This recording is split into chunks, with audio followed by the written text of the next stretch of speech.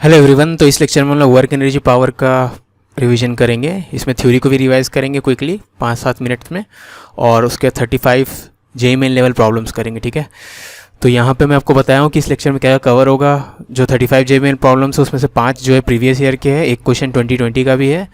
किसी भी क्वेश्चन को हम लोग ऑप्शन एलिमिनेशन मेथड से सॉल्व करने की कोशिश करेंगे टाइम बचाने के लिए। और फिर इंटीजर टाइप प्रॉब्लम्स भी है, हर कैटेगरी ऑफ प्रॉब्लम डिस्कस किया गया है। टाइम स्टैम्प और पीडीएफ का लिंक आपको डिस्क्रिप्शन में मिल जाएगा। तो आपको क्वेश्चन पेपर भी मिल जाएगा पीडीएफ में, सोल्यूशन भी मिल जाएगा पीडीएफ में, और टाइम स्टैम्प। तो टाइम स्टैम्प में अगर जिस भी क्वेश्चन को समझ में नहीं आ रहा है उसका वीडियो सोल्यूशन देखना है तो सीधा टाइम स्टैम्प को यूज़ करके आप उस क्वेश्चन पे जंप कर सकते हो। ठीक है, पूरा लेक्चर देखने की ज़रूरत नहीं है अगर आपसे सब क्वेश्चन बन जा रहा, कोई क्वेश्चन में फंस रहे हो तो। ठीक है, चलो लेक्चर स्टार्ट करते हैं। थ्योरी से स्टार्ट करते हैं। पहले सबसे पहले वर्टिकल सर्कुलर मोशन में एक कॉन्सेप्ट होता है minimum speed at the bottom most point, है ना। जैसे सपोज यहाँ पे एक स्ट्रिंग है, एक बकेट ऑफ वाटर है, तो यहाँ पे ये मिनिमम वेलोसिटी यहाँ पे क्या होना चाहिए इस बकेट का, ताकि ये सर्कुलर मोशन कंप्लीट कर जाए। ठीक है, ऐसा होता है ना, और पानी भी स्पिल ना हो। ऐसा टाइप का बहुत सारे क्वेश्चन देखे होंगे हम लोग। ठीक है, तो वो मिनिमम स्पीड का एक्सप्रेशन होता है √4gr। अगर रॉड का केस है तो √4gr होगा। ठीक है, अभी कोई रिजिड ऑब्जेक्ट के सपोर्ट के कारण वो सर्कुलर मोशन कर रहा है तो √4gr होगा। और नॉन रिजिड ऑब्जेक्ट के कारण ऑब्जेक्ट सर्कुलर मोशन कर रहा होगा, जैसे स्ट्रिंग रिजिड नहीं है, स्ट्रिंग का जैसे ऊपर जाके स्लैक हो सकता है ना।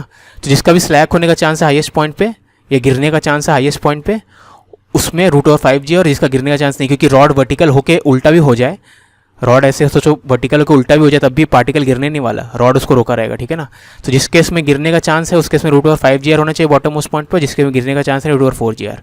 ठीक है, तो गिरने का चांस वाला केस क्या क्या हो सकता है, एक रस्सी है उसके एंड में एक ब्लॉक बंधा हुआ है। ठीक है ना, तो उस केस में ब्लॉक हाईएस्ट पॉइंट में पहुंचेगा तो रस्सी स्लैक हो जाएगा तो ब्लॉक गिर सकता है। ठीक है, वैसे एक शेल है या कोई स्फेरिकल ऑब्जेक्ट है, कोई भी है, जैसे कोई हॉलो स्फीयर है उसके बॉटम में एक ऑब्जेक्ट रखा हुआ, वहाँ पे उसको स्पीड देना, तो ये ऑब्जेक्ट भी टॉप मोस्ट पॉइंट पर जाके गिर सकता है। ठीक है, तो और जैसे एक बकेट है उसमें वाटर है तो वाटर हाईएस्ट पॉइंट पहुँच के गिर सकता है। तो इन सब केसेस में √5gr और अदरवाइज केसेस में √4gr। ठीक है, अब सबसे इंपॉर्टेंट कॉन्सेप्ट इस चैप्टर में वर्क एनर्जी थ्योरम, इसको वर्क एनर्जी थ्योरम बोलते हैं, है ना। तो वर्क एनर्जी थ्योरम क्या बोलता है, ये है वर्क एनर्जी थ्योरम। ठीक है, तो ये इसका स्टेटमेंट अगर समझ जाओ तो इस चैप्टर का 95% प्रॉब्लम बन जाएगा। स्टेटमेंट लोग समझते नहीं है। Total work done on an object in a time interval, जैसे दोपहर के 1 बजे से दोपहर के 3 बजे तक किसी ऑब्जेक्ट पे जितने भी फोर्सेस लग रहे होंगे उन सबका वर्क डन निकालो, उसको बोलते हैं टोटल वर्क डन, है ना। Is equal to change in kinetic energy of that object during that time interval, यानी उस ऑब्जेक्ट का change in kinetic energy from 1 PM to 3 PM भी इसके बराबर होगा। मतलब ये दोनों चीज़ें इक्वल होगी। याद रखना, सेम ऑब्जेक्ट पे जिस ऑब्जेक्ट का बात यहाँ पे हो रही है उस ऑब्जेक्ट का बात यहाँ पे हो रही है, जिस टाइम इंटरवल के लिए यहाँ पे वर्क डन निकाला जा रहा है उसी टाइम इंटरवल के लिए काइनेटिक एनर्जी का चेंज निकालना होगा। टोटल वर्क डन मतलब जितनी फोर्सेस ऑब्जेक्ट पे लग रहे होंगे सबका वर्क डन निकालना होगा, उन सबको ऐड कर देना होगा, सिंपल ऐड, क्योंकि वर्क स्केलर क्वांटिटी। ठीक है, तो इसको वर्क एनर्जी थ्योरम बोलते हैं ना। इसी का डेरिवेशन कर वर्क के, इसी से आगे बढ़ के हम लोग बाकी जितना भी थ्योरम्स है इस चैप्टर में, जैसे मैकेनिकल एनर्जी कंजर्वेशन वाला है वो भी प्रूव कर सकते हैं एंड सो ऑन। ठीक है ना, वर्क डन बाय ग्रेविटी हमेशा याद रखना mg into final height, initial height minus final height रहेगा। ठीक है, और ये हमेशा वैलिड है ना। चाहे किसी पाथ से ऑब्जेक्ट गया हो, इनिशियल हाइट पता करो, फाइनल हाइट पता करो, उनका डिफरेंस निकालो। ठीक है, और change in gravitational potential energy इसका नेगेटिव होता है, तो यानी final height minus initial height हो जाएगा। ठीक है, अगर आप कैलकुलेट करना चाहो। वैसे work done bye spring half के इनिशियल डिफॉर्मेशन का स्क्वायर माइनस फाइनल डिफॉर्मेशन का स्क्वायर। ठीक है, वर्क डन बाय स्प्रिंग क्या होगा, ये होगा, और change in spring potential energy इसका नेगेटिव। ठीक है, यानी स्प्रिंग पोटेंशियल एनर्जी का चेंज क्या हो जाएगा, हाफ के फाइनल डिफॉर्मेशन का स्क्वायर माइनस इनिशियल डिफॉर्मेशन का स्क्वायर। ठीक है, total work done by normal force in a system is 0, तो total work done by normal 0 होगा। ठीक है, इसका मतलब क्या है, जैसे आपको एग्जांपल यहाँ पे दिखाता हूँ। यहाँ पे दो ऑब्जेक्ट्स है A और B। ठीक है, आप इनको सपोज पुश किया जा रहा है, A को पुश किया जा रहा है तो दोनों मूव कर रहे हैं, है ना। तो work done by normal on B 0 नहीं है, क्योंकि A B पे नॉर्मल इस तरफ लगा रहा है और B का डिस्प्लेसमेंट भी इस तरफ है।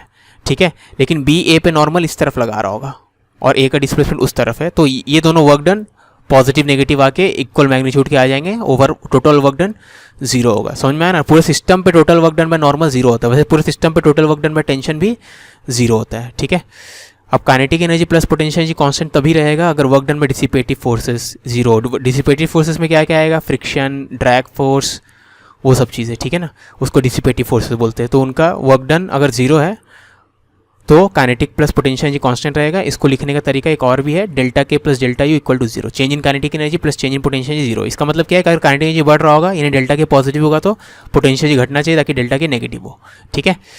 जैसे जस्ट केस में किसी केस में बॉल को ऊपर फेंकते हो, एयर रेजिस्टेंस को नेग्लेक्ट करे तो work done by air resistance zero हो जाएगा, तो ऊपर जाते थे बॉल का काइनेटिक एनर्जी घटता है और पोटेंशियल एनर्जी बढ़ते आता है, ठीक है।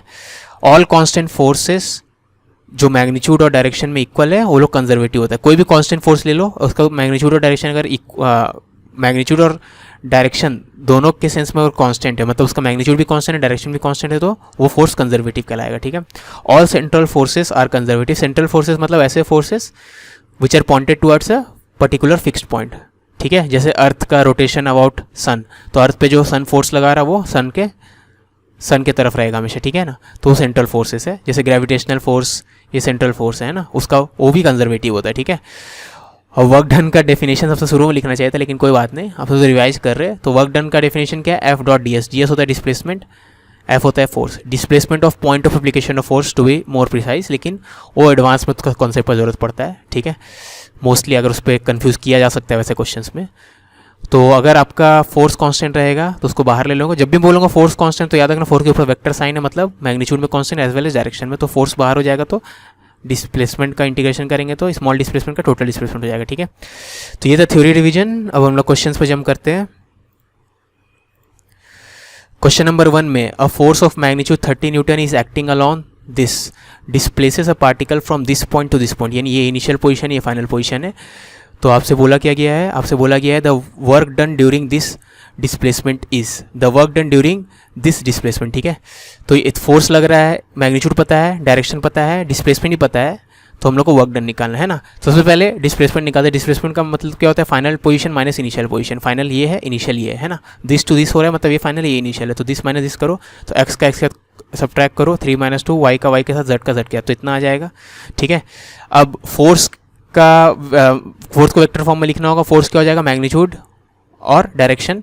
तो मैग्नीट्यूड तो 30 दिया हुआ है, डायरेक्शन मतलब इसको यूनिट वेक्टर में कन्वर्ट करना, क्योंकि फोर्स इस डायरेक्शन के अलॉन्ग एक्ट कर रहा है, लेकिन ये डायरेक्शन का मतलब इस वेक्टर के अलॉन्ग एक्ट कर रहा है, लेकिन ये वेक्टर यूनिट वेक्टर नहीं है, तो इसको यूनिट वेक्टर में कन्वर्ट करने के लिए क्या करेंगे, दिस डिवाइडेड बाय इसका मैग्नीट्यूड, जो कि हो जाएगा 1² + 1² + 1², ठीक है ना। तो ये हो गया यूनिट वेक्टर, ये हो गया फोर्स का मैग्नीट्यूड, दोनों को मल्टीप्लाई करेंगे तो आपको फोर्स वेक्टर मिल गया, ठीक है। अब क्योंकि फोर्स आप देख सकते हो कांस्टेंट है magnitude as well as direction में, तो फोर्स कांस्टेंट है तो हम लोग वर्क डन के लिए एफ डॉट एस यूज़ कर सकते हैं। तो फोर्स को वेक्टर फॉर्म में लिख दिया, डॉट डिस्प्लेसमेंट को वेक्टर फॉर्म में लिख दिया। डिस्प्लेसमेंट था 1,1,1 यानी 1 i का प्लस 1 j का प्लस 1 के, इनका डॉट प्रोडक्ट करेंगे तो आ जाएगा, ठीक है। क्वेश्चन नंबर 2 में a point particle of mass moves along uniformly rough track PQR। तो PQR एक ये रफ ट्रैक है, इसके अलॉन्ग मूव कर रहा है। Coefficient friction between the particle in the rough track is equal to mu, mu coefficient friction है। The particle is release from rest from point P, यहाँ से रेस्ट से रिलीज किया गया particle, and it comes to rest at point R। तो यहाँ पे rest पे रिलीज किया, गया अपने आप R में जाके रुक गया, ठीक है ना। तो R और P दोनों पे रेस्ट पे। Energy lost by the ball over the parts PR and PQ are equal, तो P से Q तक में energy lost by the ball is equal to Q से R तक में, है ना। तो एनर्जी लूज क्यों करेगा, फ्रिक्शन के कारण, ठीक है ना। यानी यहाँ से यहाँ के बीच में वर्क डन में फ्रिक्शन और यहाँ से यहाँ के बीच में वर्क डन में फ्रिक्शन सेम होना चाहिए, ठीक है। And there is no loss of energy when it changes direction while going from PQ to PR। अब देखो PQ की तरफ, PQ से जब जा रहा था तो इस तरफ जा रहा है ढलान के अलॉन्ग, और QR की तरफ जा रहा है हॉरिजॉन्टल जा रहा है, ठीक है ना। तो जब भी डायरेक्शन चेंज होता है टकरा के तो एनर्जी लॉस होता है, लेकिन यहाँ पे बोल दिया गया है लॉस को आपको नेग्लेक्ट करना है, there is no loss of energy, ठीक है, क्योंकि एक इनएलास्टिक टाइप का कोलिजन रहता है वो, ठीक है। The values of coefficient of friction and distance x is equal to QR। तो Q से R तक का डिस्टेंस और फ्रिक्शन कोएफिशिएंट का वैल्यू पूछा गया, ये जेईई 2016 का क्वेश्चन है, ठीक है ना। ओके, अब यहाँ पे चलो यहाँ पे सॉल्व किया, वही सोचा मैं सॉल्व नहीं किया क्या इसको। हाँ, तो ये क्वेश्चन यहाँ पे था, क्वेश्चन समझ गए हम लोग। अब यहाँ पे देखते हैं सॉल्यूशन, ठीक है। अब यहाँ पे ध्यान देना, यहाँ पे रेस्ट से छोड़े थे, है ना। यहाँ से यहाँ तक का वर्क डन बाय फ्रिक्शन और यहाँ से यहाँ तक का वर्क डन फ्रिक्शन सेम है, क्योंकि आपको बोल दिया कि यहाँ से यहाँ तक का loss energy is equal to यहाँ से यहाँ तक का लॉस एनर्जी। लॉस क्यों होता है एनर्जी का, सिर्फ फ्रिक्शन के कारण, ठीक है ना। ओके, अब फ्रिक्शन का वर्क डन यहाँ से यहाँ के बीच में क्या होगा, यहाँ से यहाँ जब जा रहा ऑब्जेक्ट तो फ्रिक्शन मोशन के अपोजिट, रिलेटिव मोशन के अपोजिट होता है, तो ऑब्जेक्ट नीचे आ रहा है तो फ्रिक्शन ऊपर लगेगा, क्योंकि फ्रिक्शन मैक्सिमम लगना चाहिए, तो म्यू इंटू नॉर्मल, है ना। नॉर्मल कितना होगा, mg cos थीटा, ठीक है। तो फ्रिक्शन का मैग्नीट्यूड हो गया, और डिस्प्लेसमेंट कितना है, यहाँ से यहाँ जाते वक्त डिस्प्लेसमेंट है L, ठीक है ना, मतलब लेंथ, है ना। तो वर्क डन फ्रिक्शन हो जाएगा this into this, minus sign के साथ होगा, लेकिन हम लोग दोनों तरफ माइनस रहेगा तो काट दिए, ठीक है ना। तो ये वर्क डन में फ्रिक्शन का मैग्नीट्यूड हो गया यहाँ से यहाँ के बीच में। अब यहाँ से यहाँ के बीच में क्योंकि ऑब्जेक्ट राइट की तरफ जा रहा है तो फ्रिक्शन लेफ्ट की तरफ लग रहा होगा, फ्रिक्शन का मैग्नीट्यूड है म्यू एम जी और डिस्प्लेसमेंट है राइट की तरफ एक्स, तो वर्क डन फ्रिक्शन इसका नेगेटिव होगा, तो यहाँ भी नेगेटिव साइन था यहाँ भी नेगेटिव साइन था, दोनों कैंसिल होकर इतना हो गया। ठीक है, तो इसको हम लोग सॉल्व करेंगे तो एक्स का वैल्यू हो जाएगा क्योंकि म्यू एम जी कट जाएगा, एक्स का वैल्यू कितना आ जाएगा एल कॉस थीटा। ठीक है ना, अब एल हम लोग निकाल सकते हैं इस ट्रायंगल से साइन 30 कितना हो जाएगा एच बाय एल, तो एल का वैल्यू कितना हो जाएगा एच बाय साइन 30, तो एल का value H by sine 30 into cos 30 था ही, तो ये सब एच कॉट 30 हो जाएगा और कॉट 30 होता है आपका √3, तो एच का वैल्यू दिया हुआ है इंटू √3, ये 2 मीटर होना चाहिए। ठीक है, तो 2√3 यानी 3.5। अब 3.5 वाला ऑप्शन सिर्फ थर्ड ऑप्शन है और फोर्थ ऑप्शन है, बाकी फर्स्ट और सेकंड एलिमिनेट हो गया। ठीक है ना, अब हम लोगों को सिर्फ म्यू निकालना है। एग्जाम में अगर यहाँ तक भी किए हो आप और आपके टाइम नहीं बचा है म्यू निकालने के लिए तो इन दोनों में से कुछ भी मार देना। ठीक है, प्रोबेबिलिटी बताता है कि आपका ओवरऑल फ़ायदा हो सकता है, मतलब फ़ायदा होने का ज़्यादा चांस है। ठीक है, ओके। अब याद रखना यहाँ से यहाँ जाते वक्त P से R जाते वक्त, ठीक है, तो आप क्या करोगे P से R के बीच में वर्किंग थ्योरम लगाओगे, है ना। टोटल यानी P से R जा रहे हैं ऑब्जेक्ट, इस ऑब्जेक्ट पे वर्किंग थ्योरम लगा रहा है। P से R जाते वक्त इसके ऊपर 3 ही फोर्स लगेगा, एक नॉर्मल, तो वर्क डन में नॉर्मल ले लिया, mg और फ्रिक्शन, यही 3 फोर्स लग रहा है। नॉर्मल और फ्रिक्शन कॉन्टैक्ट फोर्स है तो mg नॉन कॉन्टैक्ट फोर्स है। ठीक है ना, तो total work done on this particle while travelling P to R is equal to change in kinetic energy. ठीक है ना, अब चेंज इन काइनेटिक में तो final kinetic energy minus initial kinetic energy, है ना, तो ये फाइनल होना चाहिए P के R और इनिशियल होना चाहिए KP। ठीक है, यहाँ उल्टा लिखा होता मैं KR माइनस KP। ठीक है ना, अब लेकिन दोनों में रेस्ट पे तो ये चीज़ 0 - 0 0 रहेगा। ठीक है, अब देखो यहाँ से यहाँ जाते वक्त देखोगे तो नॉर्मल हमेशा डिस्प्लेसमेंट के परपेंडिकुलर, नॉर्मल इस तरफ है डिस्प्लेसमेंट इस तरफ है, तो वर्क डन में नॉर्मल 0 होगा यहाँ से यहाँ तक। यहाँ से यहाँ जाते वक्त भी वही होगा, नॉर्मल और डिस्प्लेसमेंट परपेंडिकुलर रहेगा, तो फिर से वर्क डन में नॉर्मल 0, तो टोटल पाथ में वर्क डन में नॉर्मल 0 है। ठीक है, खाली वर्क डन में mg, वर्क डन में फ्रिक्शन। mg का वर्क डन तो खाली हाइट के डिफरेंस पे मैटर करता है, तो दिस और दिस। ठीक है ना, mg का वर्क डन क्या होता है initial height minus final height, है ना, तो initial height minus final height करेंगे तो क्या आएगा चेंज इन हाइट h हो जाएगा। ठीक है, डिफरेंस ऑफ हाइट h हो जाएगा, वर्क डन में नॉर्मल 0 है और वर्क डन में फ्रिक्शन इतना। ठीक है, अब इसको ऐसे क्यों लिखे, यहाँ से यहाँ का वर्क डन में फ्रिक्शन, यहाँ से यहाँ का वर्क डन फ्रिक्शन तो इक्वल था, तो यहाँ से यहाँ का वर्क डन फ्रिक्शन क्या हो जाएगा minus mu mg into x, friction का मैग्नीट्यूड इंटू डिस्प्लेसमेंट का मैग्नीट्यूड इंटू माइनस साइन। ठीक है ना, माइनस म्यू mg एक्स और यहाँ से यहाँ तक भी माइनस म्यू mg एक्स, क्योंकि ये दोनों वर्क डन इक्वल है। ठीक है, तो यहाँ का वर्क डन बाय फ्रिक्शन निकालो, उसका डबल कर दो, तो माइनस म्यू mg एक्स का डबल कर दिए। ठीक है, तो वर्क डन फ्रिक्शन इतना है ना, तो यहाँ से इसको सॉल्व करेंगे तो म्यू का वैल्यू कितना आएगा h/2x निकालेंगे तो मतलब 1/x और 1/x मतलब x का वैल्यू 3.5 निकाले तो 0.29 आया। अब 0.29 और 3.5 इसमें आ रहा है, मतलब ऑप्शन 4 सही है। ठीक है, ओके, आगे बढ़ते हैं। क्वेश्चन नंबर 3 में rope is use to lower vertically a block of mass m by distance x। ठीक है, with constant downward acceleration g/2। तो एक ब्लॉक है जिसके ऊपर रस्सी ऊपर लगा हुआ है और ब्लॉक को नीचे ले जाया जा रहा है। ठीक है ना, तो ऑफकोर्स ब्लॉक को ऊपर ले जाओ नीचे ले जाओ, रस्सी तो ऊपर ही टेंशन लगाएगी, तो रस्सी का टेंशन ऊपर है, mg का फोर्स नीचे है। ठीक है ना, लेकिन ब्लॉक का एक्सेलरेशन क्वेश्चन ने बोल दिया g/2 डाउनवर्ड है ना, ब्लॉक कितना डिस्प्लेस हुआ है x डाउनवर्ड डिस्प्लेस हुआ है, तो वर्क डन बाय रोप पूछा है ना, यानी वर्क डन बाय टेंशन पूछा है। ठीक है ना, सबसे पहले यहाँ पे टेंशन का वैल्यू निकालते हैं, उसके लिए न्यूटन सेकेंड लॉ लगाते हैं, तो नेट फोर्स क्या हो जाएगा mg minus this, acceleration downward है तो downward force minus upward force is equal to mass into acceleration, इससे टेंशन का वैल्यू मिल गया।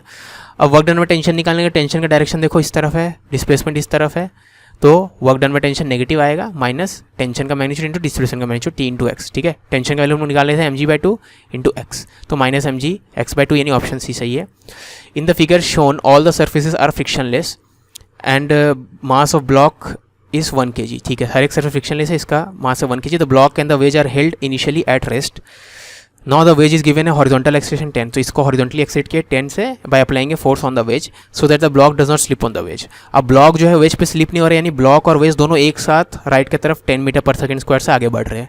तो वर्क डन में normal force in ground frame, अगर ग्राउंड में बैठ के आप देख रहे हो इस सिस्टम को, तो नॉर्मल फोर्स का वर्क डन ऑन m क्या होगा, टोटल वर्क डन में नॉर्मल नहीं पूछा है।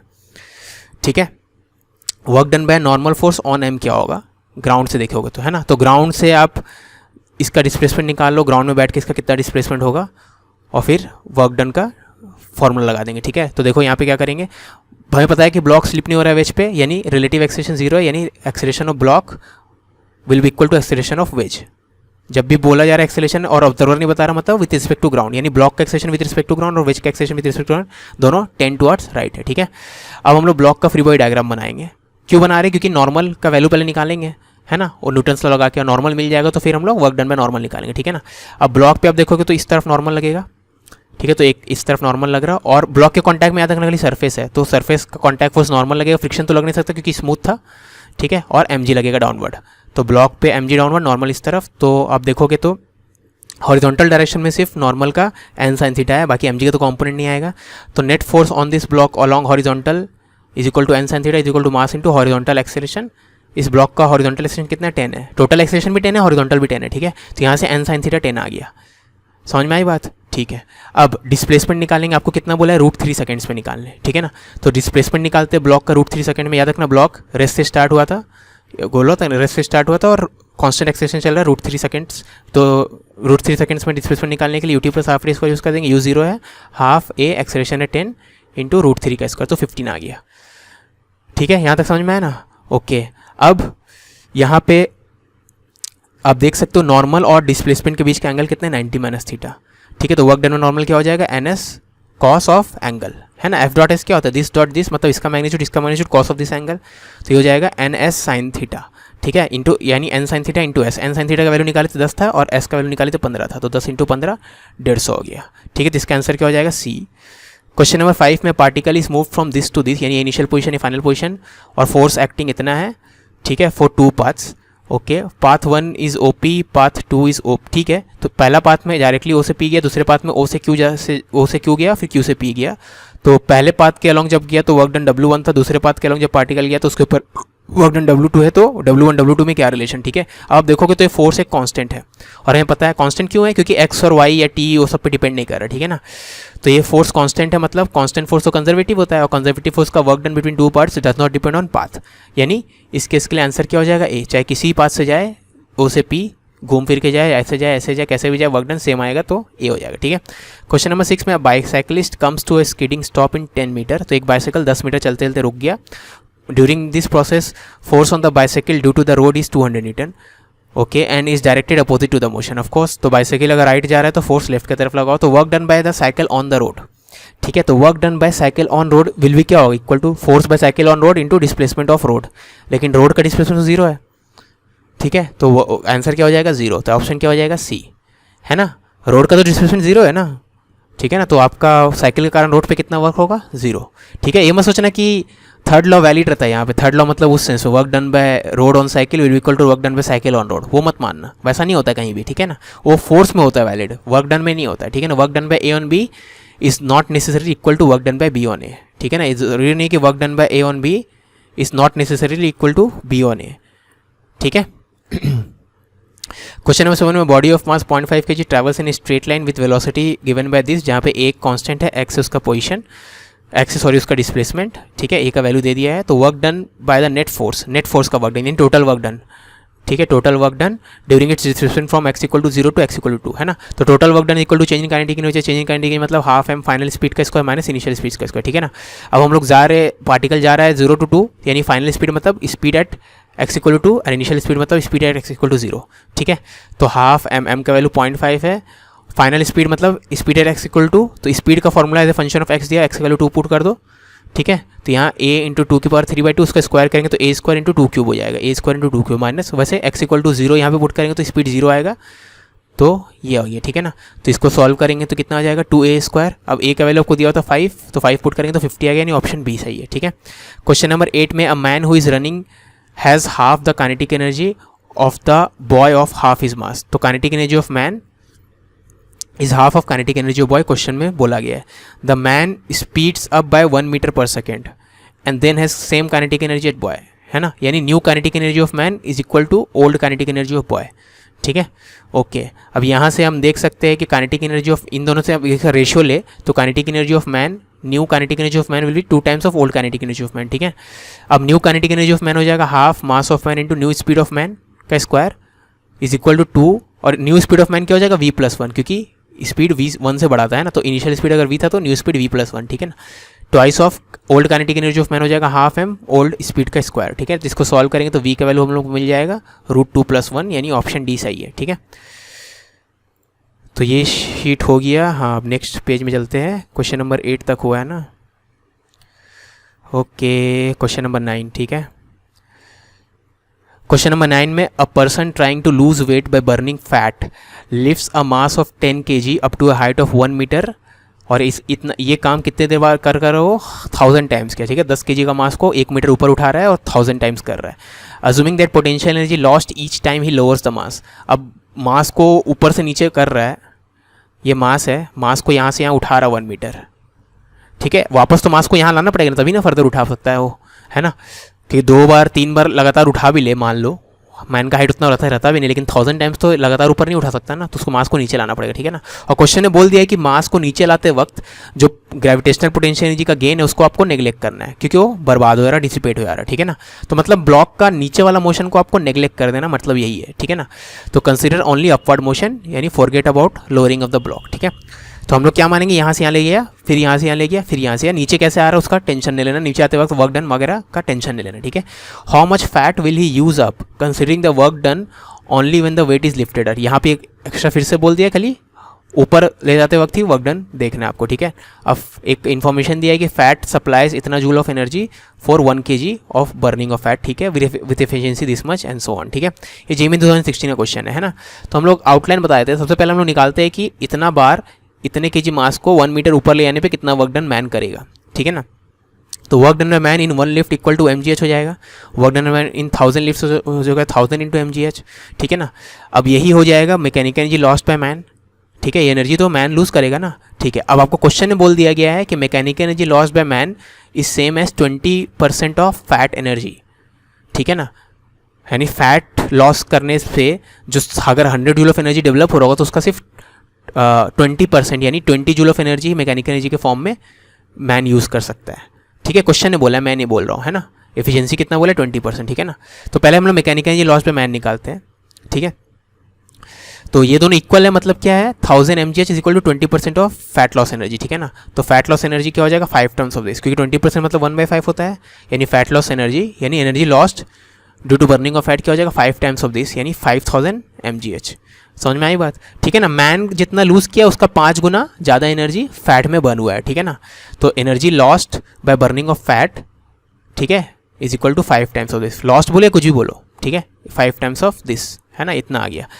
अब आपको क्वेश्चन ने बोल दिया है कि इतना joule of energy 1 kg of fat के बर्न होने से आता है। क्वेश्चन ने बोला है लास्ट लाइन में, देखो फैट सप्लाइज इतना जूल, है ना, ठीक है।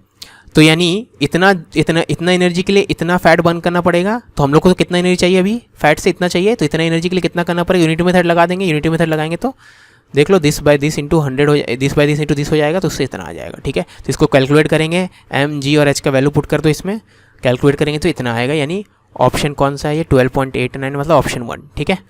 क्वेश्चन नंबर 10 में, in the figure a block slides along a track from one level to another level by moving through an intermediate valley. तो यहाँ से यहाँ जा रहा है, ये इंटरमीडिएट वैली हो गया। Track frictionless until the block reaches a higher point, ठीक है। तो यहाँ से यहाँ तक फ्रिक्शनलेस है, यहाँ से फ्रिक्शन स्टार्ट हो गया, ठीक है। There is a frictional force, ठीक है, फ्रिक्शनल फोर्स जो है स्टॉप कर रहा ब्लॉक को with in a distance D. तो यहाँ से यहाँ ब्लॉक स्टॉप हो जा रहा है, डी डिस्टेंस चल के स्टॉप हो जा रहा है, ठीक है। इनिशियल स्पीड अगर यहाँ पे 6 है, इन दोनों लेवल का हाइट का डिफरेंस, सॉरी इस लेवल और इस लेवल का हाइट का डिफरेंस h है, h का वैल्यू दे दिया है, कोएफिशिएंट ऑफ काइनेटिक फ्रिक्शन इतना है, तो d का वैल्यू कितना हो, कितना डिस्टेंस दूर जाके वो रुकेगा, ठीक है। अब हम लोग यहाँ से यहाँ के बीच में वर्किंग थ्योरम लगाएंगे ब्लॉक पे, है ना, यहाँ से यहाँ के बीच में, चाहे किसी पाथ से गया हो, है ना, ऐसे गया हमें पता है, ठीक है। तो total work done on block in while going from this path to this path is equal to change in kinetic energy of block, ठीक है ना। फाइनल काइनेटिक एनर्जी 0 है, initial kinetic energy half m initial speed का square, ठीक है ना। तो final 0 है, इनिशियल है हाफ एम इनिशियल स्पीड का स्क्वायर, जो कि 6 का स्क्वायर होगा, ठीक है ना। टोटल वर्क डन में क्या आएगा, work done by friction plus work done by gravity plus work done by normal, क्योंकि यही 3 फोर्स लग सकता है, नॉर्मल लग सकता है, फ्रिक्शन लग सकता है, भले फ्रिक्शन पूरे पाथ पर नहीं लग रहा है, यहाँ पे तो लग रहा है ना, तो फ्रिक्शन का वर्क डन आएगा, ठीक है, और ग्रेविटी का, ठीक है। तो वर्क डन में फ्रिक्शन क्या हो जाएगा, वर्क डन फ्रिक्शन हो जाएगा, फ्रिक्शनल फोर्स तो लेफ्ट की तरफ है लेकिन डिस्प्लेस हो रहा है राइट की तरफ, तो वर्क डन में फ्रिक्शन हो जाएगा minus mu m g into displacement, ठीक है ना, नेगेटिव वर्क डन आएगा। वर्क डन बाय ग्रेविटी आपका, क्योंकि हाइट बढ़ रहा है तो ग्रेविटी नेगेटिव वर्क करेगा, है ना, क्योंकि ग्रेविटी तो नीचे खींचने वाला ब्लॉक को, लेकिन यहाँ से यहाँ के बीच में ओवरऑल ब्लॉक ऊपर गया है, बीच में नीचे गया उससे मतलब नहीं है, इनिशियल और फाइनल पोजीशन के बीच में देखेंगे तो ऊपर गया है, ठीक है। तो minus M g, work done में नॉर्मल 0, क्योंकि हमेशा नॉर्मल डिस्प्लेसमेंट के परपेंडिकुलर रहेगा, किसी पॉइंट पर आप देख सकते हो, ठीक है। ओके, तो इससे आगे बढ़ेंगे तो टोटल वर्क डन इतना हो जाएगा is equal to change in kinetic energy, जो कि इतना था, निकाले थे हम लोग। तो इसमें खाली वैल्यूज पुट करना है, हम लोग क्या निकालना है, डी का वैल्यू, तो यहाँ से हम लोग डी का एक्सप्रेशन निकालेंगे तो इतना आएगा, ठीक है। एम कैंसिल हो जाएगा, डी का एक्सप्रेशन इतना आएगा, बैच का वैल्यू दिया हुआ है 1.1, म्यू का वैल्यू दिया हुआ है 0.6, तो सब वैल्यू पुट करेंगे तो 1.17, यानी ऑप्शन ए, क्वेश्चन नंबर 11 में a particle moves on a rough horizontal ground with some initial velocity v naught if 3/4 of its kinetic energy is lost in friction in time t naught, then coefficient of friction क्या होगा, ठीक है। अब final kinetic energy will be 1/4 of initial kinetic energy, क्योंकि 3/4 loose कर रहा है मतलब 1/4 बचा हुआ है, तो final kinetic energy will be 1/4 of initial kinetic energy. Final kinetic energy होता है half m we square, initial kinetic energy half m v naught square और 1/4 करना है, ठीक है। तो इसको कैलकुलेट करेंगे तो सॉल्व करेंगे तो वी कैलू क्या आ जाएगा, वी नॉट बाय 2, ठीक है। अब क्योंकि क्वेश्चन ने बोल दिया है कि हॉरिजॉन्टल ग्राउंड है, हॉरिजॉन्टल ग्राउंड में सिर्फ फ्रिक्शन ही लग सकता है, इस पर नॉर्मल एम जी तो कैंसिल हो जाएंगे, खाली फ्रिक्शन ही नेट फोर्स है, ठीक है। ओके, तो हम लोग यहाँ से एक्सेलेरेशन निकाल सकते हैं, है ना। कैसे निकालेंगे एक्सेलेरेशन, सबसे पहले v equal to u plus a t लगाएंगे, क्योंकि हॉरिजॉन्टल सरफेस में एक्सेलेरेशन कांस्टेंट रहेगा, क्योंकि खाली फ्रिक्शन के कारण एक्सेलेरेशन आ रहा है तो कांस्टेंट रहेगा, फ्रिक्शन फोर्स कांस्टेंट होता है तो आपका एक्सेलेरेशन भी कांस्टेंट रहेगा। तो v equal to u plus a t लगाते हैं, फाइनल वेलोसिटी इनिशियल वेलोसिटी 80, तो यहाँ से इसको सॉल्व करेंगे तो a का वैल्यू क्या आ रहा है, minus v naught by 2t naught, ठीक है। इससे a का वैल्यू निकालेंगे तो इतना आएगा, है ना। अब एक्सेलेरेशन हम लोग को पता है, क्योंकि ब्लॉक अगर राइट जा रहा है तो फ्रिक्शन तो लेफ्ट लग रहा हो तो एक्सेलेरेशन भी लेफ्ट होगा, तो लेफ्ट की तरफ एक्सेलेरेशन है मतलब माइनस म्यू जी, ठीक है ना, क्योंकि फ्रिक्शन याद रखना इतना रहता है और डिवाइडेड मास करेंगे तो म्यू जी आएगा एक्सेलेरेशन, लेकिन लेफ्ट की तरफ है तो माइनस म्यू जी, ठीक है। और एक्सेलेरेशन का वैल्यू हम लोग v equal to u plus a t से निकाले तो इतना आया, तो ये दोनों को इक्वेट करेंगे तो म्यू का वैल्यू इतना आ जाएगा, यानी option A. A block of mass m is hung vertically from an elastic thread of force constant mg by, अब इलास्टिक थ्रेड मतलब जो स्प्रिंग जैसा बिहेव करे, एक्सटेंडेड स्प्रिंग जैसा, ठीक है ना। इलास्टिक थ्रेड और स्प्रिंग में यही फर्क है कि स्प्रिंग को कंप्रेस करने से फोर्स लगाता है, थ्रेड को कंप्रेस करेंगे तो फोर्स नहीं लगाएगा, लेकिन एक्सटेंड करने से फोर्स लगाएगा, ठीक है ना। तो यहाँ पे खाली एक्सटेंशन का बात हो रहा है, क्वेश्चन पढ़ेंगे तो पता चलेगा हमें आगे। तो हम लोग इलास्टिक थ्रेड को रिप्लेस कर देंगे एक्सटेंडेड स्प्रिंग से, ठीक है। तो एक्सटेंडेड स्प्रिंग का स्प्रिंग कॉन्स्टेंट कितना लेंगे, mg बाय के। Initially the thread was at its natural length, तो इनिशियली जो है स्प्रिंग अपने नेचुरल लेंथ पे, याद रखना थ्रेड को हम लोग स्प्रिंग से रिप्लेस कर दिए, कोई फर्क नहीं पड़ेगा। And the block is allowed to fall freely, ठीक है। The kinetic energy of the block when it passes through equilibrium position, ठीक है। तो मान लो ये इक्विलिब्रियम पोजीशन मतलब यहाँ पे ब्लॉक पे नेट फोर्स 0 का, ब्लॉक पे सिर्फ दो ही फोर्स लग रहा है, एक spring force upward and mg downward, तो ये दोनों को इक्वेट करेंगे kx naught equal to mg, तो kx naught equal to mg करेंगे तो x नॉट का वैल्यू mg बाय के आएगा, ठीक है। और k का वैल्यू हमें पता है, k का वैल्यू जो आपका फोर्स कॉन्स्टेंट दिया होता है mg बाय a, तो यानी आपका x नॉट का वैल्यू a आया, ठीक है। तो हमें पता चल गया कि नेचुरल लेंथ से कितना नीचे जाने पे वो इक्विलिब्रियम पोजीशन में पहुंच रहा है ना। अब वर्किंग थ्योरम लगा देंगे, total work done on block is equal to change in kinetic energy of block, ठीक है। टोटल वर्क डन अब यहाँ से यहाँ जाएगा तो ग्रेविटी का वर्क डन आएगा प्लस mgh, क्योंकि ब्लॉक नीचे जा रहा तो ग्रेविटी का प्लस mgh, और कितना हाइट नीचे उतरा है, x नॉट के बराबर, है ना, ठीक है ना। कितना स्प्रिंग कितने लेंथ से बढ़ा था, x नॉट से बढ़ा था, और x नॉट का वैल्यू क्या है, a है, तो x नॉट का वैल्यू a भी लिख दिया, ठीक है ना। Plus work done bye spring का वर्क डन क्या होता है, हाफ के इनिशियल डिफॉर्मेशन के square minus final deformation. Initial deformation कितना है, 0 है, क्योंकि ये अपने नेचुरल लेंथ में, माइनस फाइनल डिफॉर्मेशन कितना है, यहाँ पे डिफॉर्मेशन कितना है, नेचुरल लेंथ से कितना बड़ा हुआ है, x नॉट बड़ा हुआ है, ठीक है। Is equal to change in kinetic energy मतलब फाइनल माइनस इनिशियल, तो इसमें x नॉट का वैल्यू a पुट कर देंगे, k का value mg by a put कर देंगे, तो ये चीज़ ऐसा दिखेगा। इसको सिंप्लीफाई करेंगे तो k का वैल्यू कितना आएगा, mg a बाय 2, तो आपका आंसर हो जाएगा b, ठीक है। क्वेश्चन नंबर 13, ये जेईई में 2020 का क्वेश्चन है, मतलब वही 3 महीना पहले आया है, 4 महीना पहले, 4 क्या अभी मैं चल रहा, हाँ ठीक है। Consider a force this, the work done by this force in moving a particle from this point two this point along the line segment, ठीक है। तो इस फोर्स का वर्क डन निकालना है, ये इनिशियल पोजीशन है, फाइनल पोजीशन, ठीक है ना। तो वर्क डन तो ऑफकोर्स ये फोर्स चेंज होते रहेगा, क्योंकि जैसे जैसे बॉडी चलते जाएगा एक्स और वाई का वैल्यू चेंज होते रहेगा, उसका पोजीशन चेंज होते रहेगा, तो फोर्स भी पोजीशन डिपेंडेंट है, फोर्स चेंज हो रहा है, ठीक है ना। तो वर्क डन निकालने के लिए एफ डॉट डी एस करेंगे, है ना, एफ डॉट एस नहीं करेंगे, एफ डॉट डी एस, ठीक है। एफ का वैल्यू क्वेश्चन में दिया हुआ इतना डॉट डी एस, ठीक है, डॉट डी एस, है ना। अब स्मॉल डिस्प्लेसमेंट क्या होता है, स्मॉल डिस्प्लेसमेंट होता है डिस्प्लेसमेंट एक्स वाला कॉम्पोनेंट, वाई वाला कॉम्पोनेंट और जेड वाला कॉम्पोनेंट, ठीक है। तो जेड के अलॉन्ग तो मूवमेंट नहीं हो रहा है, खाली एक्स और वाई के अलॉन्ग हो रहा है, तो इसको लिए ये 0 है ना, ठीक है। तो अगर ये लिए अब डॉट प्रोडक्ट करेंगे तो आई वाला के साथ मिल जाएगा, जे वाला के साथ मिल जाएगा, तो इतना आएगा एक्स वाला के लिए और वाई वाले के लिए इतना आएगा, ठीक है। और डॉट प्रोडक्ट में जाकर एक्स वाई ये सब एक्स मतलब आई जे ये सब हट जाता है, ठीक है। अब एक्स का लिमिट कहाँ से कहाँ है, फाइनल देखो this point two this point किया, तो ये फाइनल एक्स है, ये इनिशियल एक्स है, यानी 0 to 1, ठीक है, sorry from point this to this, तो ये फाइनल है, ये इनिशियल है, यानी फाइनल यहाँ पे इनिशियल यहाँ पे है ना, इनिशियल फाइनल। वैसे वाई के लिए आपका इनिशियल ये है, फाइनल ये है, इनिशियल ये है, फाइनल ये है, ठीक है। फाइनल को ऊपर लिखना है ना, तो इसको इंटीग्रेट करो, लिमिट पुट करो, आंसर आ जाएगा आपका 1, ठीक है। 14 में a particle of mass 10/7 kg is moving along positive x, its initial position is x equal to 0, तो x इक्वल टू 0 पे initially and initial velocity is 1, ठीक है। The velocity at x equal to 10 है ना, और आपको power versus x graph दिया। अब देखो पावर वर्सेस टाइम ग्राफ होता तो उसका एरिया निकालते तो वर्क डन मिल जाता, ठीक है ना। ये पावर वर्सेस एक्स ग्राफ है ना। तो इसका एरिया क्या देता है हमें नहीं पता, चलो पता करते हैं इसका एरिया क्या देता है हमें, ठीक है ना। तो अगर आप पावर वर्सेस एक्स का एरिया निकालेंगे तो पावर पी डी एक्स निकालना होगा, क्योंकि यहाँ पे छोटा एलिमेंट लेंगे डी एक्स, यहाँ पे तो पी है, तो पी डी एक्स का इंटीग्रेशन करेंगे। पावर क्या होता है f into v, f into v, f को क्या लिख सकते हैं m v d by d x, ठीक है, और वी डी एक्स को ऐसे लिख दो।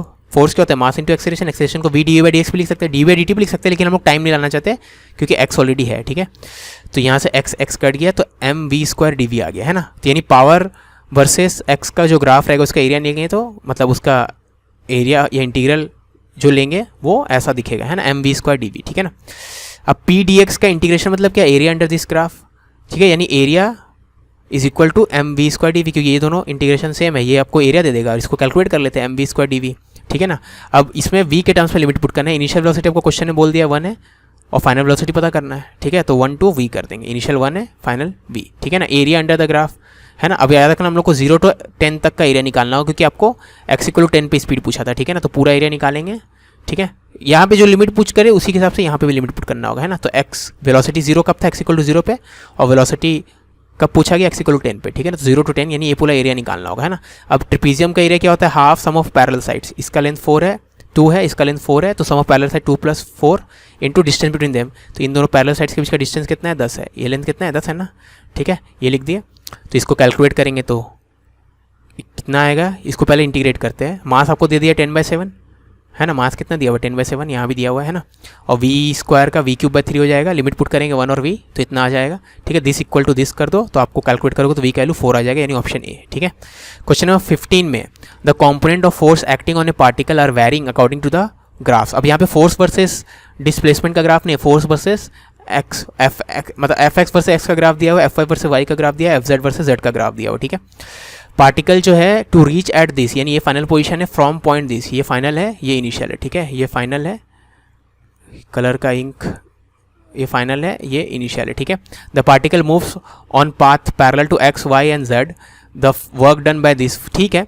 तो अगर जब वो x के लॉन्ग मूव कर रहा है तो खाली एफ एक्स वर्क करेगा, जब सिर्फ y के लॉन्ग मूव कर रहा है तो खाली एफ वाई वर्क करेगा, और जब z के पैरेलल मूव कर रहा है सिर्फ एफ जेड वर्क करेगा, ठीक है ना, क्योंकि x के लॉन्ग मूव करते वक्त y और z वाला कॉम्पोनेंट उसके परपेंडिकुलर है ना, एंड सो ऑन, ठीक है।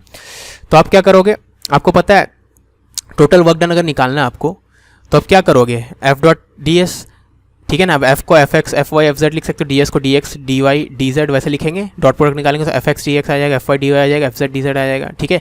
तो अब देखो यहाँ पे लिमिट कैसे पुट करेंगे, एक्स का वैल्यू कहाँ से कहाँ चेंज हो रहा है, ये फाइनल है इनिशियल है, तो इनिशियल एक्स 0 है, फाइनल एक्स 8 है, तो 0 to 8।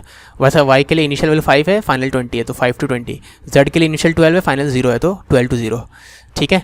तो इसको इंटीग्रेट करते हैं ना। अब ये आपको पता है एफ एक्स जी एक्स का एरिया मतलब एरिया अंडर ये वाला graph, F x versus x का ग्राफ, ठीक है। कहाँ से कहाँ तक निकालना है 0 to 8, ठीक है। तो 0 से 8 तक का एरिया निकालना है, मतलब 0 to 8 मतलब ये ट्रिपीजियम आएगा, इसका एरिया निकालना है, ठीक है ना।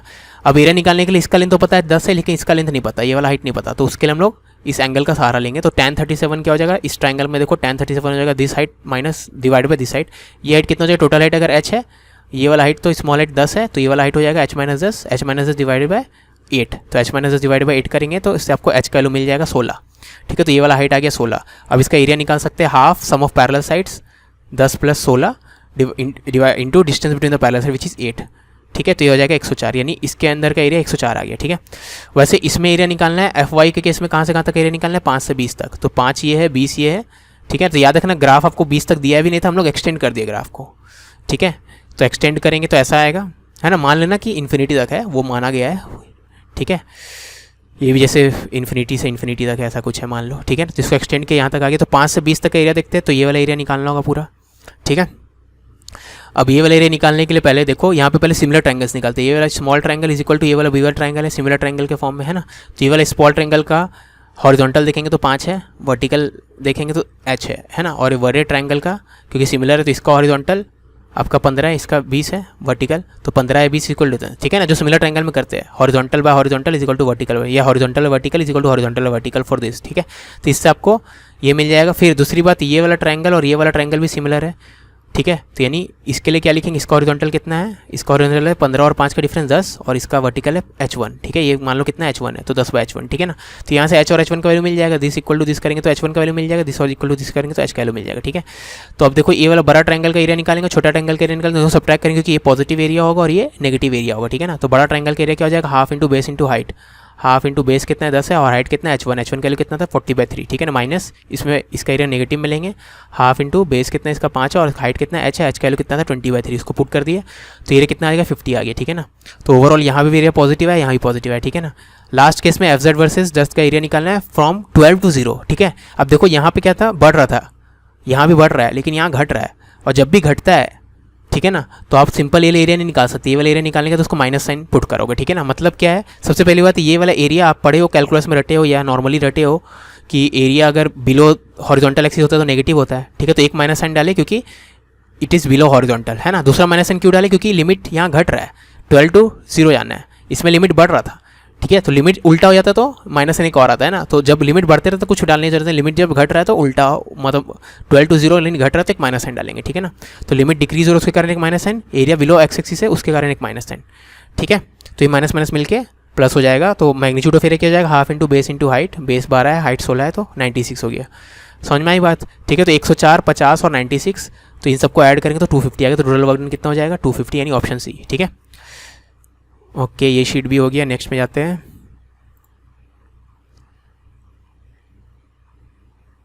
क्वेश्चन नंबर 16 में two bodies M1 and M2, जहाँ पे M2 बड़ा है M1 से, are connected by light inextensible string which passes through a smooth pulley, ठीक है। स्मूथ पुली मतलब फ्रिक्शनलेस पुली है, दोनों तरफ टेंशन वगैरह सेम हो जाएगा, स्ट्रिंग भी मासलेस है ना।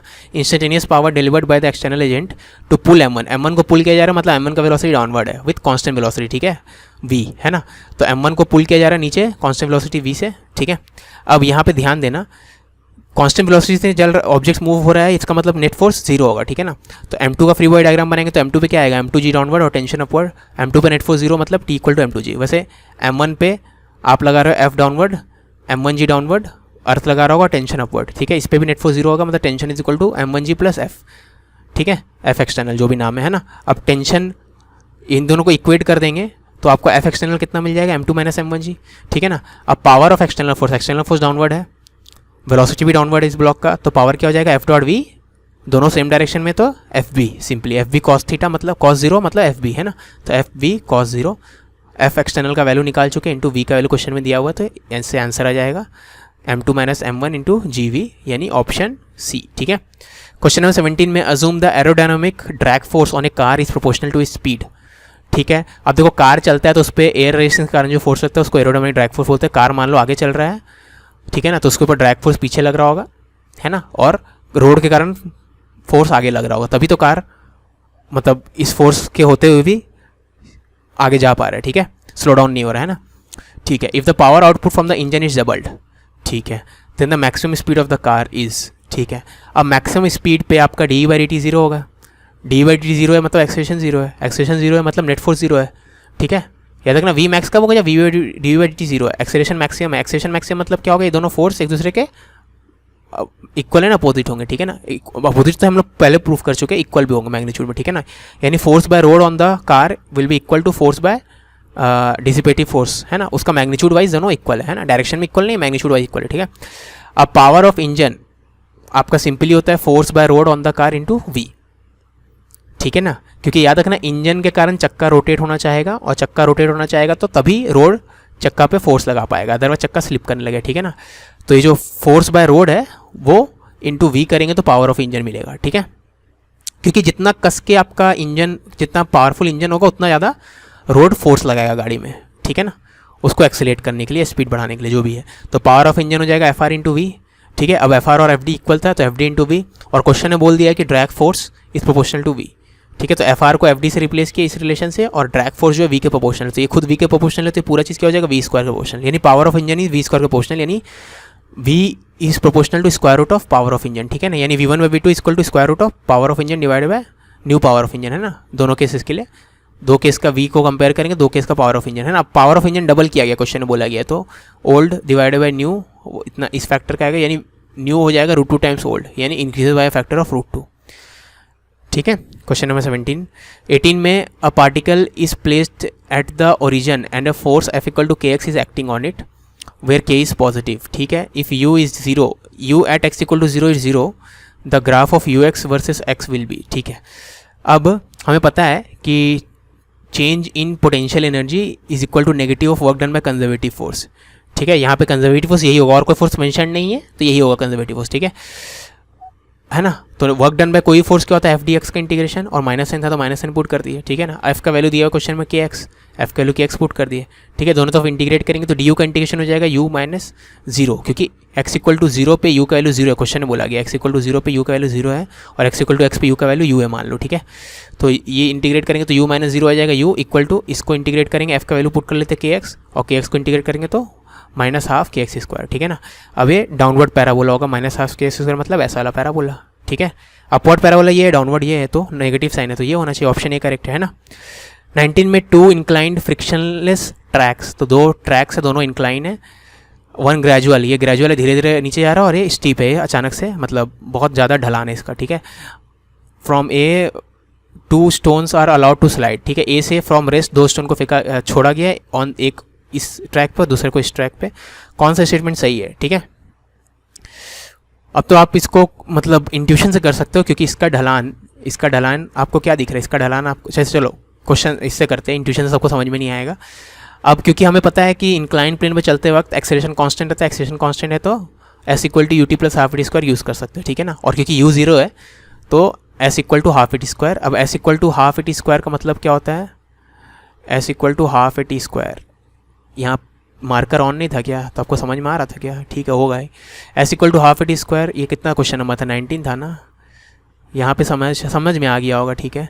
S equal to half a t square करेंगे तो टी का वैल्यू क्या आएगा, √2s/a, ठीक है। तो टाइम का वैल्यू इतना होता है, तो इसके अलॉन्ग चलते हुए कितना टाइम लगेगा, √2l1, क्योंकि यहाँ से यहाँ तक डिस्प्लेसमेंट है L1 मान लो, इसका लेंथ L1 है, डिवाइडेड बाय एक्सेलरेशन कितना होगा, जी साइन थीटा, हमें पता है फ्रिक्शनलेस इंक्लाइन पे जी साइन थीटा होता है, ठीक है। वैसे सेकंड वाले ऑब्जेक्ट के लिए 2l2 divided by g sine theta है ना, तो L1/L2 is equal to this, तो इससे इतना आ गया है ना। अब देखो L1 sine theta by sine theta 2, इसको कैसे करेंगे। अब यहाँ पे आप देखोगे तो इस ट्रायंगल को देखोगे तो L1 साइन थीटा आपको ये वाला हाइट दे देगा, वैसे इस ट्रायंगल को देखोगे तो L2 साइन थीटा आपको ये वाला हाइट दे देगा, क्योंकि दोनों केस में हाइट तो सेम है, तो L1 sine theta must be equal to L2 sine theta, ठीक है।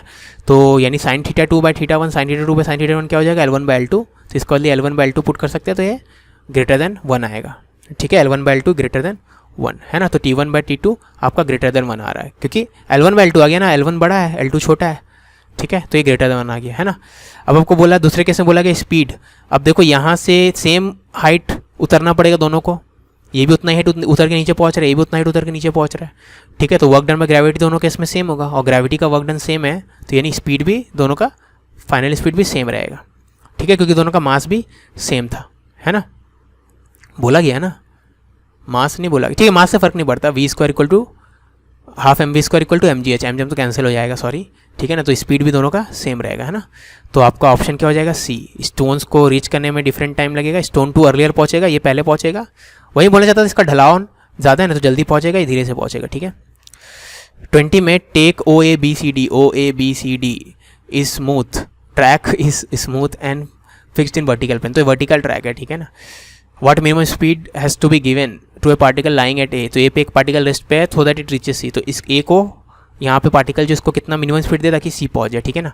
अब देखो ए से बी तक का मोशन में तो हार्ड है, लेकिन बी से सी तो ईजी है, क्योंकि ग्रेविटी इसको खींच लेगा। तो अगर हम लोग ये इंश्योर कर ले कि वो बी तक पहुँच जा रहा, तो ये इंश्योर हो जाएगा कि सी तक पहुँच जा रहा, ठीक है। अब याद रखना, जितना ज़्यादा आप ए पे स्पीड दोगे उतना ज़्यादा उसका बी पे स्पीड होगा, क्योंकि ये वाला रिलेशन में पता है कैसे, ए से बी के बीच में वर्किंग थ्योरम लगाते हैं, जो change in kinetic energy of the block from A to B is equal to total work done. Total work done में किसका आएगा, ग्रेविटी और फ्रिक्शन और नॉर्मल, है ना। नॉर्मल और फ्रिक्शन का वर्क डन 0 हो जाएगा, क्योंकि फ्रिक्शन एब्सेंट है, नॉर्मल हमेशा परपेंडिकुलर रहेगा, ठीक है, इस केस में भी।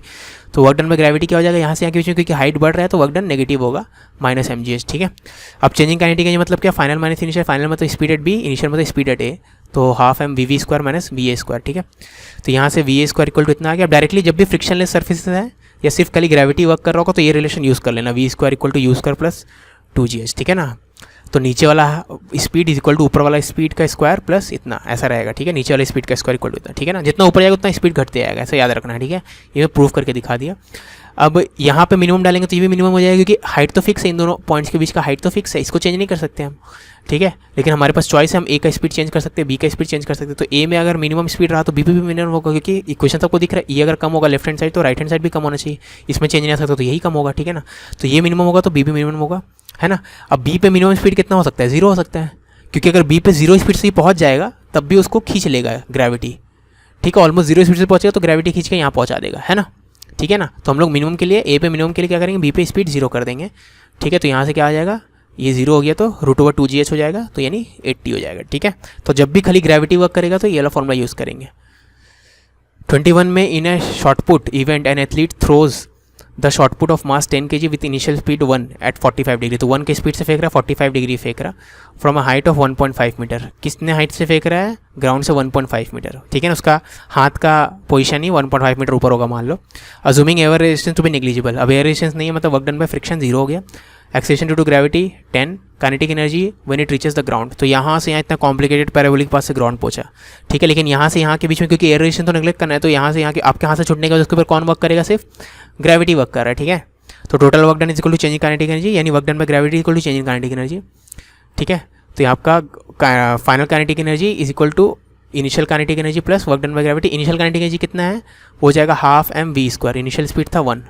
ठीक है, और वर्क डन बाय ग्रेविटी क्या हो जाएगा आपका, हो जाएगा mgh, है ना। वर्क डन बाय ग्रेविटी क्या हो जाएगा mgh। तो m 10 है, g 10 है और हाइट 1.5 है। क्योंकि यहाँ से यहाँ के बीच में याद रखना ओवरऑल उसका हाइट घटा है। इनिशियल और फाइनल पोजीशन के बीच में हाइट क्या है, घटा है ना। तो हाइट घटा है मतलब ऑब्जेक्ट ओवरऑल अर्थ के तरफ गया है। भले ऊपर गया था शुरू में, लेकिन उससे फर्क नहीं पड़ता, खाली इनिशियल और फाइनल देखना। ठीक है, तो ओवरऑल अर्थ के तरफ गया है मतलब work done by gravity positive होगा, तो प्लस mgh लेंगे। ठीक है, तो ये कितना आ जाएगा टोटल 155, है ना। ओके, 21 हो गया।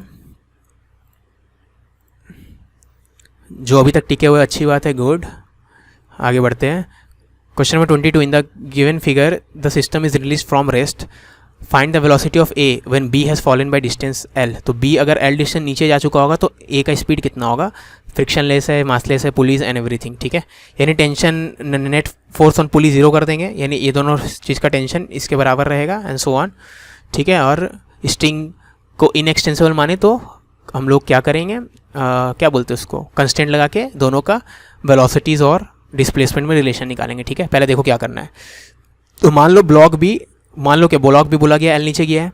ठीक है, तो पहले हम लोग कंस्टेंट लगाते हैं। कंस्टेंट कैसे लगाएंगे, मान लो ब्लॉक ए का स्पीड किसी मोमेंट में v1 अपवर्ड है, तो क्योंकि ये एक इनएक्सचेंजेबल स्ट्रिंग से लगा हुआ है, तो अगर ए ऊपर जाएगा तो ये पुली नीचे जाएगा v1 से। तो पुली का सेंटर देख लो, मैं दिखा रहा हूँ आपको। पुली का सेंटर यहाँ पे v1 से नीचे आ रहा है ना, पुली का सेंटर v1 से नीचे आ रहा है। ठीक है ना, अगर पुली का सेंटर v1 से नीचे आएगा तो ये दोनों एंड पॉइंट्स भी v1 से नीचे जाएंगे। ठीक है, ओके। अब ये वाला पॉइंट तो फिक्स है यहाँ पे, तो ये वाला and of the string move नहीं कर रहा। ठीक है, तो हम लोग इस स्ट्रिंग का लेंथ को कंजर्व करेंगे, तो इसका कॉन्ट्रीब्यूशन 0 है। ये ऐसा जा रहा है कि ये इस सेगमेंट का लेंथ को घटाना चाहता है, तो -v1। ठीक है, ये भी ऐसा जा रहा है कि वो इस सेगमेंट का लेंथ को घटाना चाहता है, तो इसके लिए भी कॉन्ट्रीब्यूशन -v1। अब ये ब्लॉक नीचे जा रहा है v2 से मान लो, तो ये वाला एंड ऑफ द स्ट्रिंग भी नीचे आएगा v2 से। तो अगर ये एंड ऑफ द स्ट्रिंग नीचे आएगा v2 से, तो वो उस मोशन के कारण, उस एंड का मोशन के कारण ये वाला लेंथ बढ़ना चाहेगा स्ट्रिंग का। ठीक है ना, क्योंकि ये वाला एंड दूसरे एंड से दूर जा रहा है ना, तो +v2। तो इससे v2 के इक्वल टू 2v1 आ गया है ना। v2 है वेलोसिटी ऑफ b, v1 है वेलोसिटी ऑफ a। ठीक है, अब इसका वेलोसिटी इससे डबल आया है ना, यानी इसका डिस्प्लेसमेंट भी इससे डबल है। तो इसका डिस्प्लेसमेंट अगर l है तो इसका डिस्प्लेसमेंट l/2 होगा। ठीक है, और हमें पता है कि ये अगर l डाउनवर्ड होगा तो ये l/2 ऊपर होगा, यहाँ से दिख भी रहा है रिलेशन से। ठीक है, तो ये l नीचे गया, क्वेश्चन ने बोला मतलब ये l/2 ऊपर गया है। ठीक है ना, अब हम लोग क्या करेंगे, क्योंकि फ्रिक्शनलेस बोला गया था तो हम लोग मैकेनिकल एनर्जी कंजर्व करेंगे। ठीक है ना, तो total change in mechanical energy equal to change in kinetic energy plus change in potential energy पूरे सिस्टम का, है ना, इक्वल टू 0। ठीक है, अब चेंज इन काइनेटिक एनर्जी, तो दोनों ब्लॉक का काइनेटिक एनर्जी का चेंजेस निकाल के ऐड करेंगे। तो इनिशियली तो दोनों का 0 था।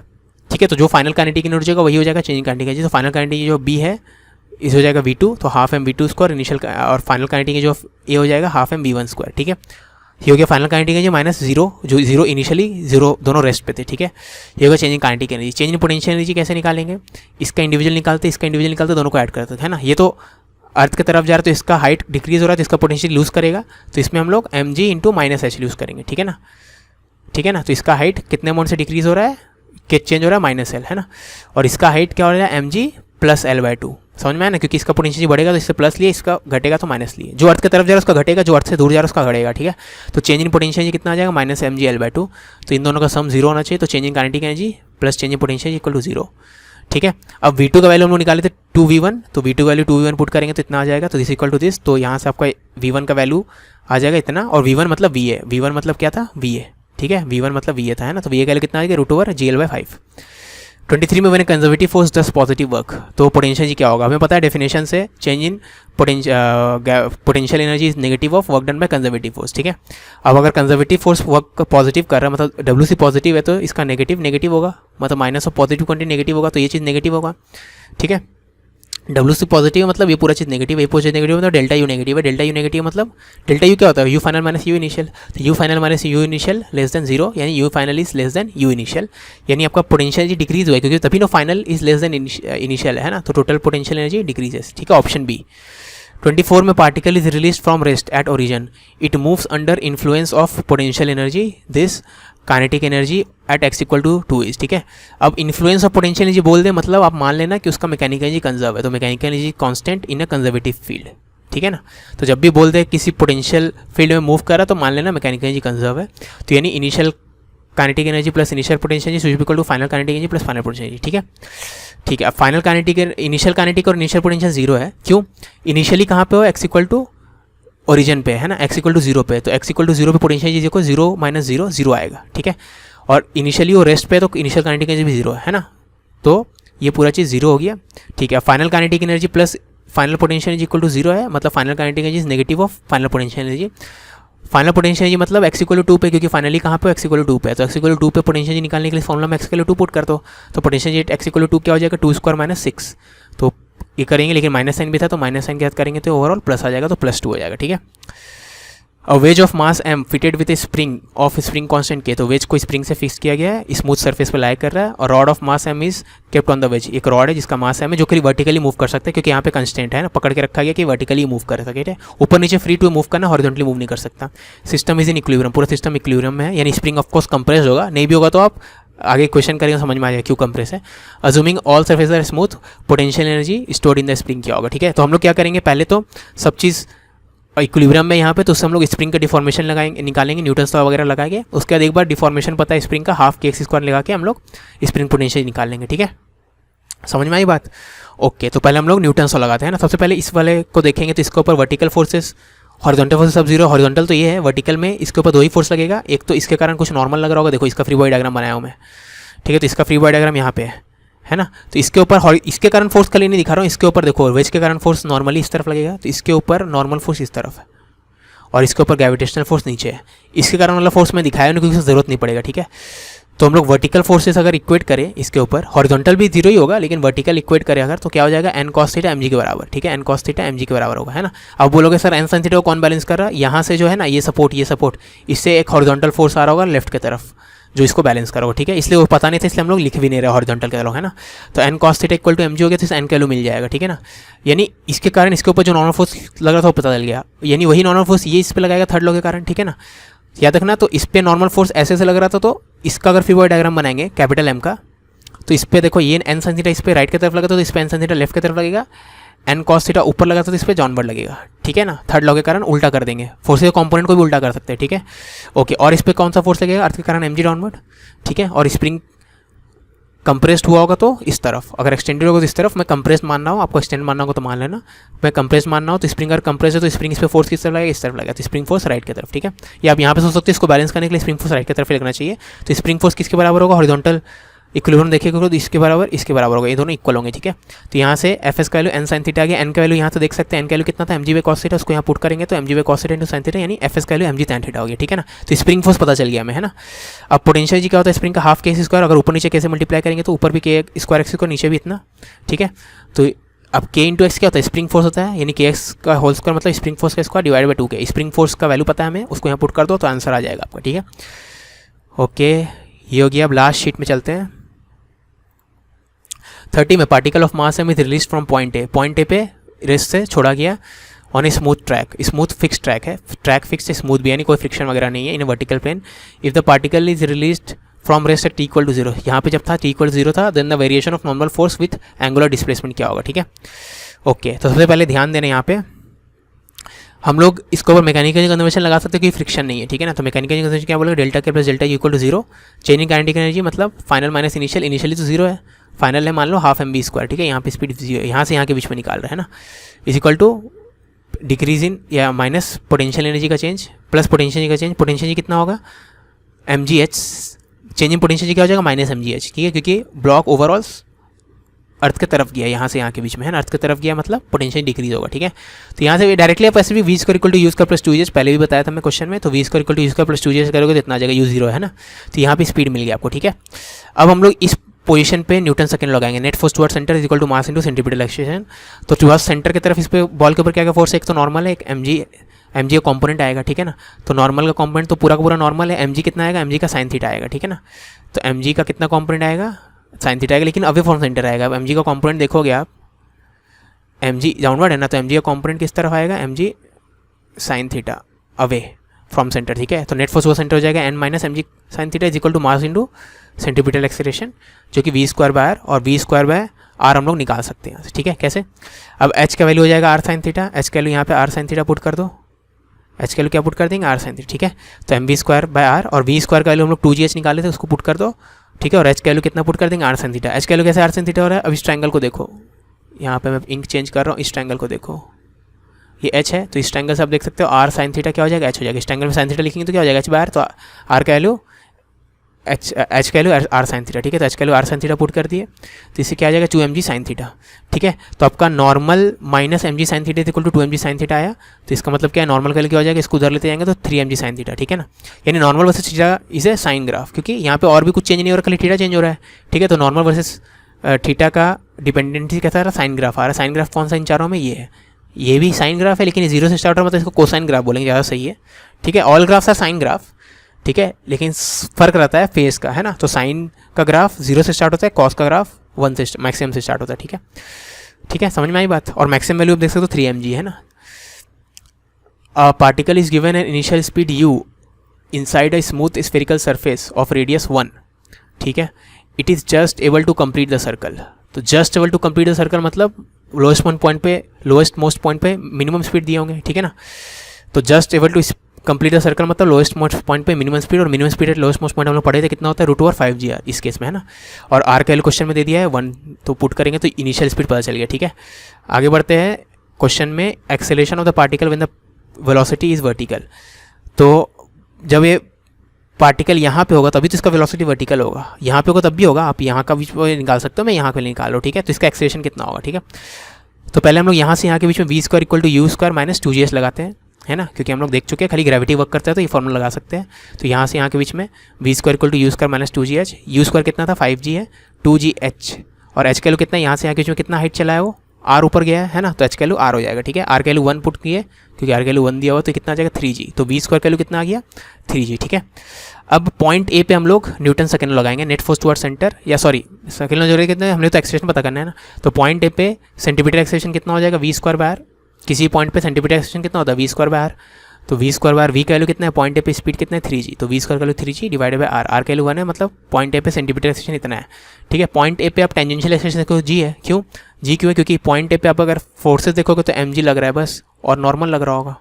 तो वर्टिकल डायरेक्शन में सिर्फ mg तो लग रहा है, ये तो फोर्स नहीं तो वेलोसिटी है, तो सिर्फ mg लग रहा है, तो वर्टिकल डायरेक्शन में एक्सेलरेशन g होगा, यानी टेंजेंशियल एक्सेलरेशन में आपका एक्सेलरेशन कितना हो गया g। तो सेंटीमीटर एक्सेलरेशन पता है, टेंजेंशियल एक्सेलरेशन पता है, दोनों तो परपेंडिकुलर होता है, क्योंकि टेंजेंशियल सेंटर की तरफ होता है, सेंटीमीटर टेंजेंशियल सेंटर की तरफ होता है, और टेंजेंशियल आपका टेंजेंट के अलॉन्ग होता है, ठीक है। तो इनके बीच में एंगल कितना होगा 90 हो जाएगा। तो टोटल एक्सेलरेशन कितना हो जाएगा, दोनों का स्क्वायर का सम, वही वेक्टर सम निकाल दो इनका, है ना, उसका मैग्नीट्यूड निकाल दो। तो इसका स्क्वायर प्लस इसका स्क्वायर का स्क्वायर रूट, यानी √10g, ठीक है, यानी ऑप्शन ए है ना। 32 में stone tide to a string of length L is whirled in a vertical circle with the other end of the string at the centre. At a certain instant of time the stone is at its lowest position, ठीक है। तो एक रस्सी में पत्थर को बांध के वर्टिकल सर्कल में घुमाया जा रहा है, ठीक है। लोएस्ट मोस्ट पॉइंट पे स्पीड कितना u है ना। तो the magnitude of change in velocity as it reaches a position when the string is horizontal. String horizontal कहाँ पे होगा, जब ये 90 डिग्री एंगल कवर कर चुका होगा तब स्ट्रिंग हॉरिजॉन्टल होगा, ठीक है। तो स्ट्रिंग जब हॉरिजॉन्टल होगा तब वेलोसिटी वर्टिकल होगा, ठीक है। तो यहाँ से यहाँ के बीच में हम लोग को चेंज इन वेलोसिटी निकालना है, उसका मैग्नीट्यूड निकालना है, ठीक है, क्योंकि आंसर में डायरेक्शन नहीं दिया, खाली मैग्नीट्यूड दिया, ठीक है। तो सबसे पहले यहाँ से यहाँ के बीच में, याद रखना एक ही सर्कल में घूम रहा, मैं थोड़ा अलग अलग बनाया हूँ। V square equal to U square plus 2gh, है ना, यू स्क्वायर माइनस 2gh, क्योंकि हाइट बढ़ रहा तो स्पीड घटना चाहिए, है ना। तो फाइनल स्पीड का square equal to initial speed minus 2gh, ठीक है। खाली ग्रेविटी वर्क कर रहा है, टेंशन याद रखना वर्क नहीं करता है ना। तो you square minus 2gh, height कितना कवर किया होगा, लेंथ के बराबर, लेंथ ऑफ द स्ट्रिंग के बराबर हाइट कवर किया होगा, ठीक है।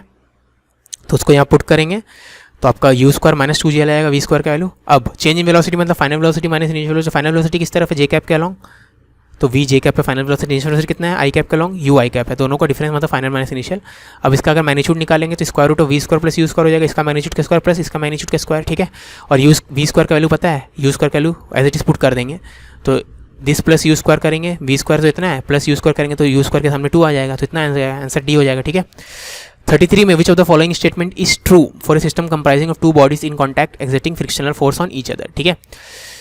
अब पहला ऑप्शन में स्टैटिक फ्रिक्शन का work done on the total system पूछा, ठीक है। स्टैटिक फ्रिक्शन मतलब नो स्लिपिंग, क्योंकि स्टैटिक फ्रिक्शन लग रहा है मतलब ऑब्जेक्ट के बीच में स्लिपिंग नहीं हो रहा है, ठीक है। यानी डिस्प्लेसमेंट ऑफ ऑब्जेक्ट है is equal to displacement of object भी, समझ में आ रहा है ना। भले एरो में अलग अलग लेंथ का बनाया हो लेकिन दोनों का डिस्प्लेसमेंट सेम रहेगा, ठीक है, क्योंकि स्लिपिंग नहीं हो रहा है ना। अगर ए जितना से आगे बढ़ेगा बी भी उतना ही से आगे बढ़ेगा, है ना, स्लिपिंग नहीं होना चाहिए इनके बीच में, ठीक है।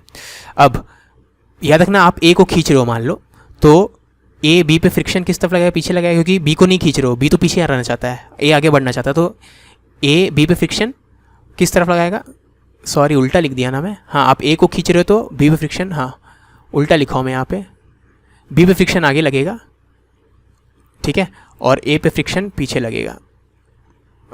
मिट ही नहीं रहा, ठीक है,